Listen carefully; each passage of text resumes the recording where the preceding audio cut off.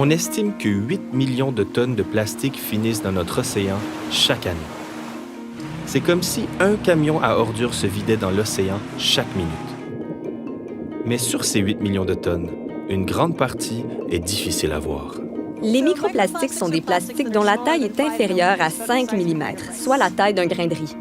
Certains plastiques sont créés aussi petits, non?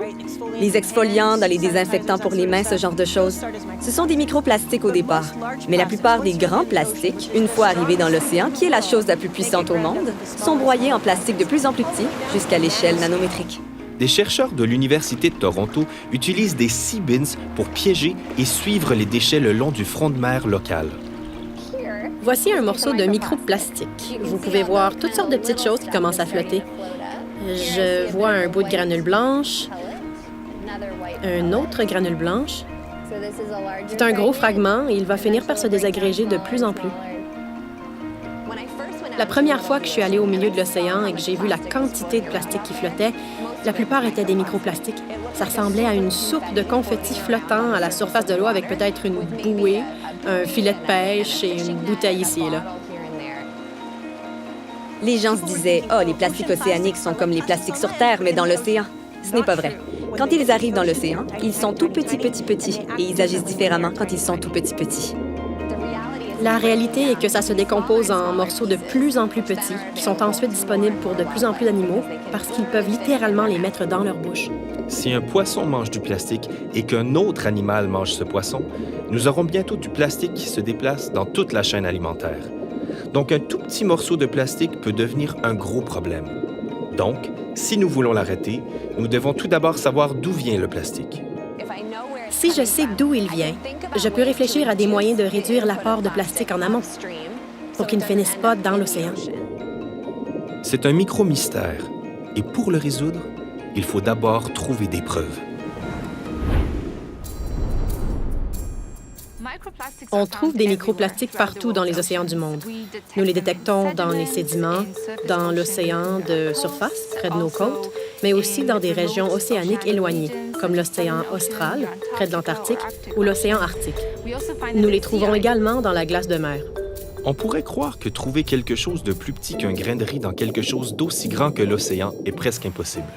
Mais malheureusement, il y en a tellement. Tout ce dont nous avons besoin, ce sont les bons outils. Qu'est-ce qu'on fait ici? Nous allons utiliser ce système pour collecter des eaux de mer pour des études sur les microplastiques. Nous commençons par pomper l'eau à travers un filtre qui attrape tout ce qui est solide.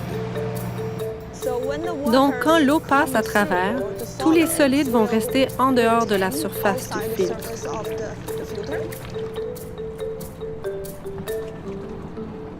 L'étape suivante consiste à retirer tout ce qui est organique, comme les algues et le sable. Ensuite, nous regardons de plus près et nous enlevons tout ce que nous pensons être du plastique. On amène ensuite cette particule à l'instrument appelé IRTF. C'est un outil médico-légal qui nous permet d'identifier la matière dont sont faits ces plastiques. Vous avez bien entendu. L'appareil IRTF est un outil médico-légal, le genre utilisé dans les enquêtes criminelles. Nos détectives des océans peuvent l'utiliser pour suivre la trace des preuves jusqu'à leur source. Donc, la technique consiste à envoyer un faisceau de lumière infrarouge sur une particule.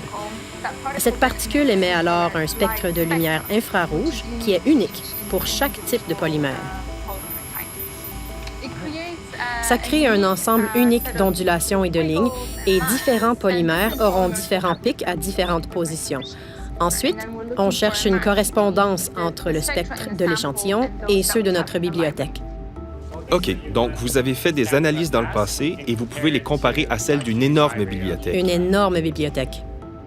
C'est comme obtenir les empreintes digitales ou l'ADN du plastique et ensuite chercher une correspondance. Avec cette technologie, nous pouvons découvrir beaucoup de choses sur un petit morceau de plastique océanique. Vous pouvez voir qu'il est vraiment difficile de dire quel était le matériel de départ, à moins qu'il n'ait une forme vraiment distincte, par exemple comme une granule de pré-production. Pour certains, c'est assez facile de deviner la source et pour d'autres, c'est vraiment difficile. Plus nous étudierons les microplastiques, plus nous pourrons réduire la pollution à l'avenir.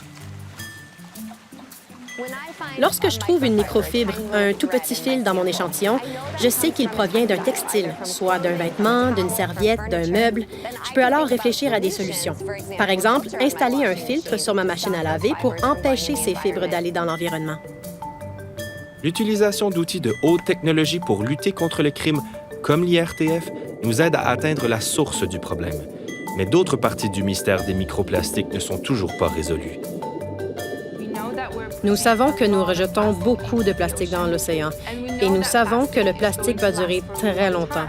Alors, quel effet la présence de ces plastiques pendant des centaines d'années va-t-elle avoir sur nos océans? Nous ne le savons pas encore. Les grands plastiques font des choses comme prendre au piège les baleines. Les nano- et microplastiques font des choses très différentes. Il semble plutôt qu'ils participent aux écosystèmes de manière imprévisible et inconnue. C'est pourquoi les microplastiques sont importants, car nous ne savons pas ce qu'ils font.